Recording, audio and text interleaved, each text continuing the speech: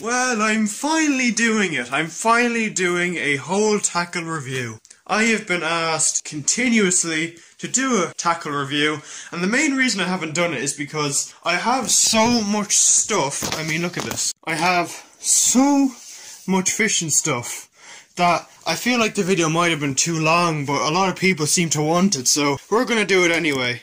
So we're gonna do tackle, nets, rods, bags, etc. We're going to do everything just to show you what my tackle is like for 2021, because I plan to get a lot more fishing stuff and much better quality stuff as well. So we're going to go over everything, well, most things. So the first thing we're going to look over is the tackle, and then we'll do the reels, then we'll do the rods. So we're just going to get through the boring stuff first. First thing we have is my unhooking mat, which I really do not use as much as I should. Main reason because it's so bulky, but it's a brilliant unhooking mat. The only issue is with this mat, when it's wet, when the fish is on it on a bit of a slope, they do slide off a bit, so you can get the coffin shaped mats and stuff, but that's all I really need. I'm just trying to figure out ways to keep it in my bag without it like flopping everywhere, but basically that's the mat. Next is my net, which you've probably seen me use before. It is a net you can pull out, switch it around, and this pole extends out by twisting this little knob here. The main reason I love this net is because it's such a tall net. Like, I was able to fit the 15-pound pike in that, and I'm hoping it'll be big enough for a 20, but the material of it is perfect for keeping the fish's slime nice and healthy. But yeah, brilliant net. My next net, which I got recently this summer but I've never used, is this telescopic collapsible net, and it can extend. Like look how long that extends to. Like, that's very good for off the rocks and stuff. It's a nice wide and tall net as well. But the main reason why I haven't used it yet for freshwater is because, well, the material isn't as good as this net here. And this material is also a pain in the hole to get hooks out of. But it is a good net for sea fishing, which I plan to use it for. Right, and next we have the bags. So the first thing we have here, this was the first bag I wore when I caught my first ever fish back in 2014, I want to say. But it is the Winnie the Pooh bag. Main reason is it's very compact, and I still use it because I don't actually have like a really small bag, and it's just perfect for my shoulders. Like, these straps are perfect and everything. So laugh as you might, but don't mess with Winnie the Pooh, he's a deadly man.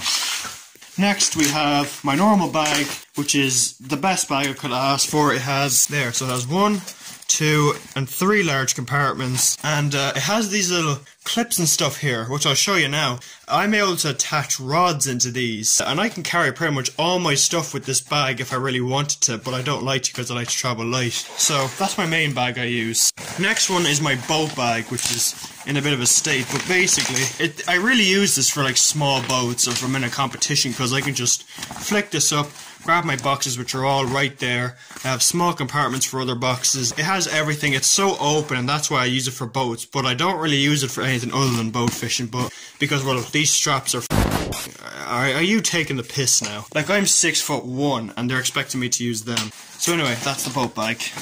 And the last kind of terminal thing I have, which I got for Christmas, is my little fanny bag, which I'm actually going to be using for cycling, because one of my favourite things to do during late spring was to just travel with like just a light bag with like my pliers, line, drop shots and all this, just in that little bag, and just go off and explore. And I'm going to be using that quite a bit for light fishing. But there we go, that's all my bags, me nets and mats and stuff. Anyway, on to the tackle. So this is more or less most of my tackle. All of my other stuff is really just empty boxes and stuff. So this is like my main kind of stuff, but there's some more lures which we'll go over in a bit. But starting off with this box right here.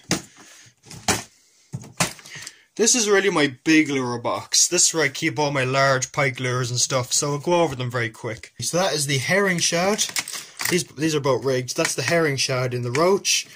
And this is the 4D roach, which is also rigged. Next I have the paddle tail pike, and I have the line through perch, which you've seen me use before. Here I have a load of spare tails, of a jig head. Spare tails, because obviously pike tear up tails and stuff, so it's nice to have spare ones. Come on there. Next, I don't think you've actually seen me use this lure. This is the Rapala X-Rap Otus. So that's brilliant for cold water, which I'll probably be using it quite a bit because, well, have a look for yourself. And that just goes in nicely there. Next bait is the Salmo It's not the slider, it's kind of a crankbait. And that's a great lure for shallow water. Next we have the Western Swim, which I recently reviewed. Quite nice. Have a couple wire traces in there. I actually have wire traces scattered all around this box. There's probably 10 of them in there. Next, the Guppy Junior, which I reviewed very recently. Any lure that I've reviewed recently hasn't been used yet. Next is the Buster Jerk, which already has a wire trace on it. Again, haven't used that because I only got them, but that's my big lure box. I really do have to get more of these Fox Rage boxes. These are brilliant. That's them. So here's some more big lures up here, which I just kind of hang. Now, these fellas. I'm going to save these for a challenge and then I'll probably never use them again because these are the oldest lures I probably own. These things are probably 70, 80 years old. I was given these for Christmas by an old friend of mine, and his dad, he gave him them and then he gave me them. These are basically antique spinners which have double blades, and they use little clips to hold the hooks, which are very old hooks. I probably should change them if I'm using them. And I just keep them there for now. Next we have the Rat, which has been through the wars. It's got a considerable number of teeth marks. The middle joint is missing because I ended up whacking it off a bridge by accident, but it still has that wobbly action and it'll still catch fish. Next we have the Bulldog. I actually have a few of these, but I only took out one for the video. Yeah, very nice lure. Very big lure as well. Next two lures are these fellas. You've seen me use this fella before. I actually caught the 15-pounder on him. And this lad here, which I was given very recently. And these fellas are great because they're basically swim baits, but you can jerk them side to side as well, like a glide bait. And then the last one I have is this deep running plug, which can go to probably 15 foot or something. Like if you were retrieving this very quickly, continuously, this thing's going to strike your bottom no matter how deep you go with it. I've caught a few pike in it, as you can see. It's got some teeth marks in it from a side attack. So it does catch fish, but you do need to retrieve it like a jerk bait instead of a crankbait. So there are all my lures up there, which I just kind of hang because they're too big for my boxes and I've nowhere to put them right now. So here are all my lines. These are my leader lines. There's my float fishing line that's only £4. That's my Japanese line which I use for drop shotting. It's like £10 or something, but it's ultra thin. And that's just some more line there. I don't really know what that is, but I use it again for jigging and drop shotting. This is my sea fishing box where I just keep all my feathers and stuff. I don't really use feathers anymore. I tend to just use like small spoons, jigs and stuff because I find it more fun than the ultralight stuff, but I do have them. And then these are basically just a load of these like saltwater rigs, which I don't really plan to use, but they're there, which I might give away or might use sometime in the future, but for there, they're probably just going to collect dust in there. Vaseline. Then I have loads of these little boxes which are just randomly stuffed with hooks and stuff, swivels, clips, smaller lures, beads, everything there. I have like 4 or 5 of those boxes just full of that stuff, which I use to like fix up lures and stuff. Razor for unboxing stuff. And then this is a box where I just keep random stuff, like this is all stuff I'm saving for the summer, so I just kind of keep them in these boxes because there's no point to me carrying them in my lure box to cut down on weight. Tasmanian Devil, got some sidewinders, black minnow which I'm saving for the ocean. I got a smaller one there which I could probably use for perch. These are all my spinners. This one in particular, that fella there caught me my second salmon, and it's still, you can actually use these for pike, they're that good, but I really want to save them because they're like €5 each, those things. Another lure which I don't throw very often but I've heard are good, just a little rubber spinner. Then we have frogs. This black one which you've probably seen me catch a fish on before, it's just been torn apart. And the main disappointing thing is I probably had about 5 fish catches on camera with this frog, but I lost all the footage because I was an idiot. A few frogs, it's a little stuff for sea trout, spare tails, you know, just stuff there which I don't use but I'm saving. And next we have my flow fishing box, which is way too small. I really need to upgrade this, so I've got my split shots, my hooks. I've got like 5 different types of hooks, different sizes. And next we have these little split shot containers, which I just have with like, you know, float rubbers. This one has more split shots in it, and I have a good few of them. Just kind of scarred. I have a few feeders. These aren't all of them, obviously. Depth indicator, another feeder. That's a good one for ground bait. That's more of a maggot feeder. A few of my floats. I need to get more, because these are all... these aren't the best floats, but they're okay for beginners, like flow fishing with worms and stuff. So yeah, 2 more boxes there.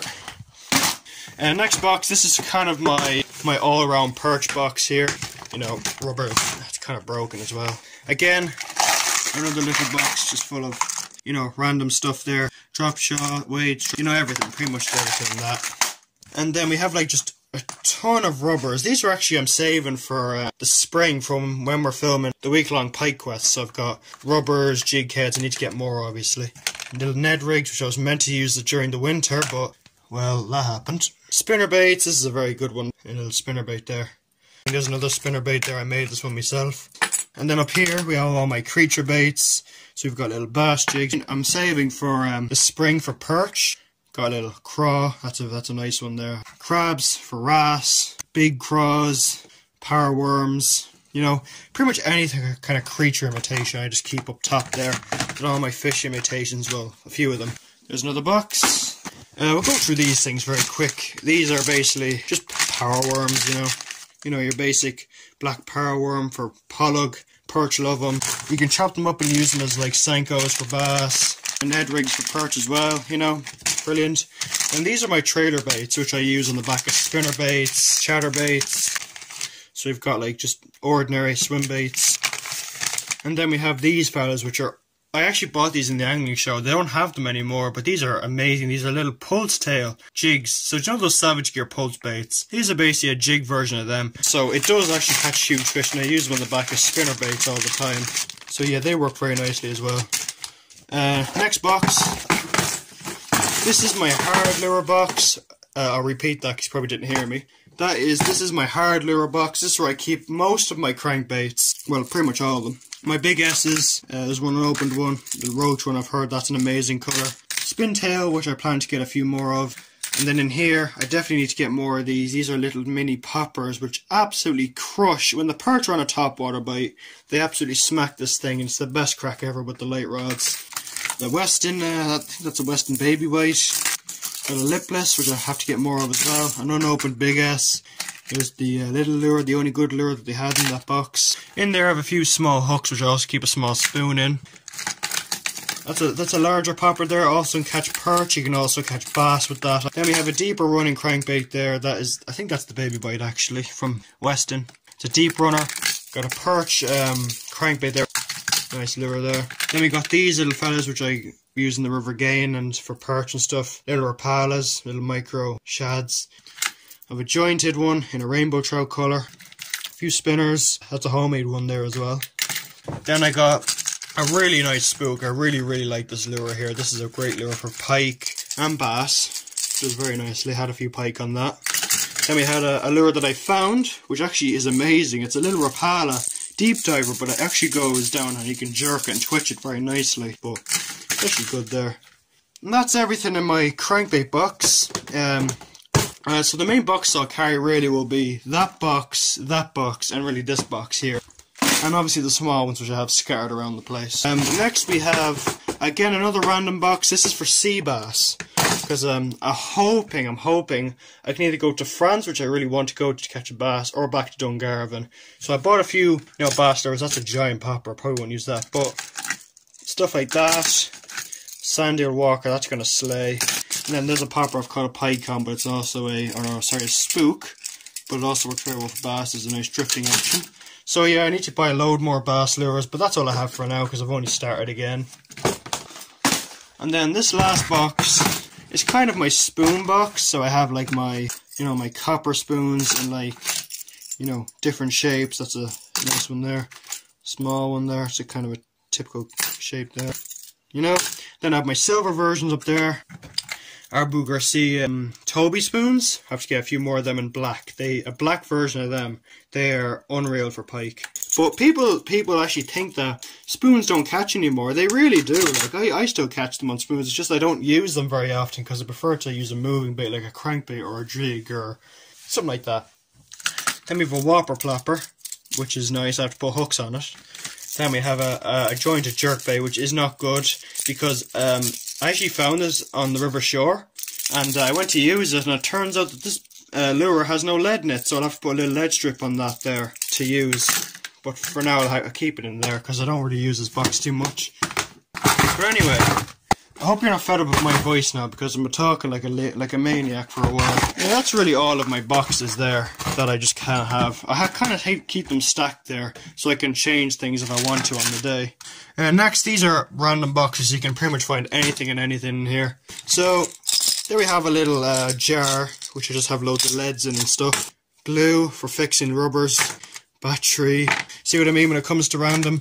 These are little containers full of just like, let me guess, leads. Yeah, more leads. Little bells. Another lead. Spare tails for fixing like lures during spring. Feathers, you know. That's pretty much just an all-around everything box. Box 1.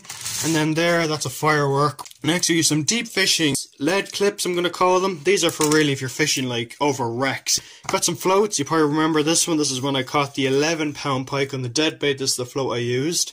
Another float there for sea fishing. Another deadbait float. Another feeder. More bells. I have a good few of these. A rock.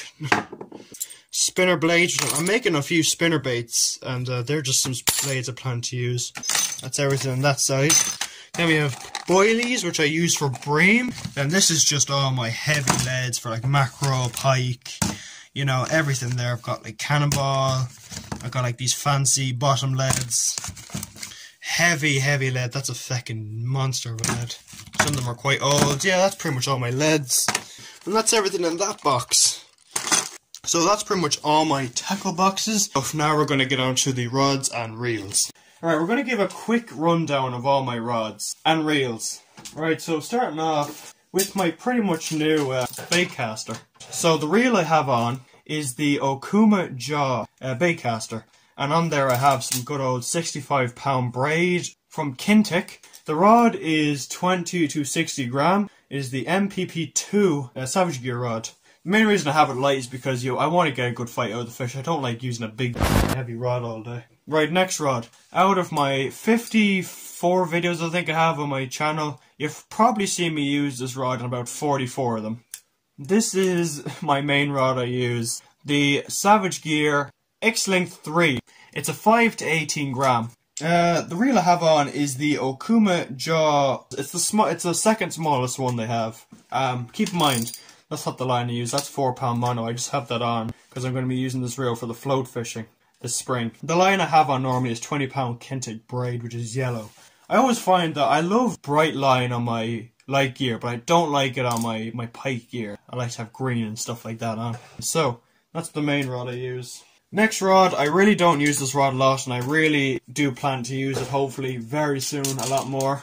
My fly rod, my Airflo fly rod, which I think is my second most viewed video when I unboxed it first, and I've used it in a load of videos. But this reel, this rod, and this line and everything came together for only like €80 or something. And honest to God, I've had it for about around 2 years now. And if you're curious, this is the 7-weight 10-foot. It's perfect for lake fishing and all this, which I mainly do. I never really go on the river with this. At the moment on the rod I have a little strike indication, a nymph, which I plan to use on Diremore, hopefully if this whole bloody thing unfreezes. But yeah, my Airflo rod, brilliant. And then my other reel I have is another fly reel. I got this reel for about €50 or something. And then on there I have some mid-sinking line. But yeah, another good reel. I don't like it as much because it's silent and the drag is, yeah. The drag is kind of stitchy sometimes, where it'll kind of pause and then it'll lock and then it'll scream off again. But other than that, it's a perfect reel. Next rods, now we're going to get into a bit of the odd stuff that you probably have never seen before. Starting off with, well, this thing here. This is a 14-foot surf rod. So I basically got this rod when I started sea fishing because I did a lot of like rock fishing and stuff with like big baits and I wanted to cast long distances. So I bought this rod, I think off Aldi or Lidl for like €50. This rod has got a stupidly stiff backbone, so there's literally no bend in it. So what I'm probably going to do with this is a crivet rod. What I'm probably going to do with this is, like a lot of my other like old rods which I used to have, I'm probably going to do a pike challenge with this during the spring, and then I'm probably going to sell it for about €5 or something. But here, if you want a 14-foot surf rod, well, just hit me up and I'll give it to you.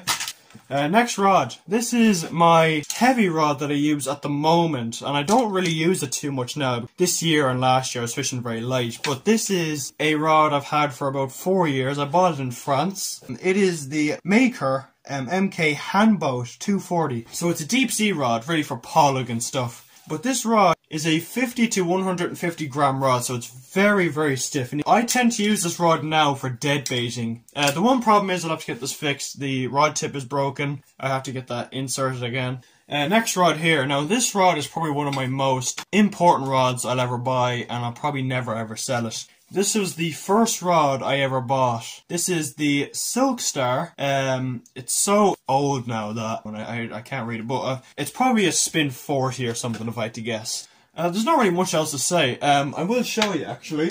This just tells you how old it is. I've broken that rod tip there probably about 4 to 5 times, and it's still like a really nice bend to it. It's not too frontwards, it's kind of more at the end. Yes, it was only €25, but honest to God, like, it is a brilliant rod for what you get. The reel I have on there at the moment is the Okuma baitrunner. It's a big carp reel, we'll call it, and it's got the bait running system on it as well. It's really a perfect reel. I only got it for like 50, €60 as well. But yeah, that's the reel, that's the rod. Alright, and the last rod I have is this fella. It's another Silk Star. It's the Spin 55, and you've probably seen me use this rod before. This is the rod I used when I was fishing with worms for perch. The main reason I'm using it for float fishing because I actually broke my black rod, which you've probably seen me use in the old challenges. I ended up breaking that like a few months ago now, during summer when I was roach fishing. Plus another issue with it is, I've broken the rod tip completely. That was interesting. So I will have to get that fixed, and I'll probably use it for like close quarters float fishing for beginners and stuff, but it is a good rod either way. Right, that's all my rods. Now on to the reels. You've already seen a few of them, but here is another one. This is a reel my uncle gave me, but that is a very old reel there. As you can see, I probably should put a little pin in there. The handle just kind of slides out. It is a bit stiff in some areas, and the drag, you can't hear it because it's that old. But yeah, very nice reel there. Stay tuned for a few of these challenge videos coming out. They're going to be good. Next, this used to be my old ultralight reel on my green rod, if you remember that. This is, I don't even know what this reel is. So I bought a new ultralight reel, and I use this for my float fishing, like close quarters for beginners and stuff. So that is this reel. And is that all of them? It is, it's all of them. Now, on to the last few things, and then this video is over. We have my bite alarm and I have like one of these 5 rod holders here. So I basically have these two on the ground, and I'll have my dead bait rod sitting in it like that. Here's the buttons. Is it in? Oh, it's in the wrong way. Don't break. Oh jeez, that did not sound good. And then the back there has a tray which you slide open. It is waterproof, by the way. I have fished with this thing in the rain. Slide in your small battery and then press the button.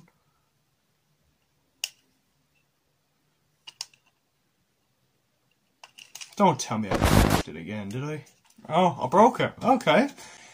Brilliant! It's not a video without me breaking something, is it? But yeah, bite alarm, and I have that just rigged on a metal pole you stick into the ground there. That's another thing I have to get. Brilliant! Another bite alarm. Then I have my normal just rod holder there, which I stick in to hold the rod up vertical or parallel. Whatever, I didn't do well in maths. Well boys, I hope you've stuck around to the end, and if you have, congratulations for standing me for about 30 minutes, I think that was. But anyways, I hope you've enjoyed the video.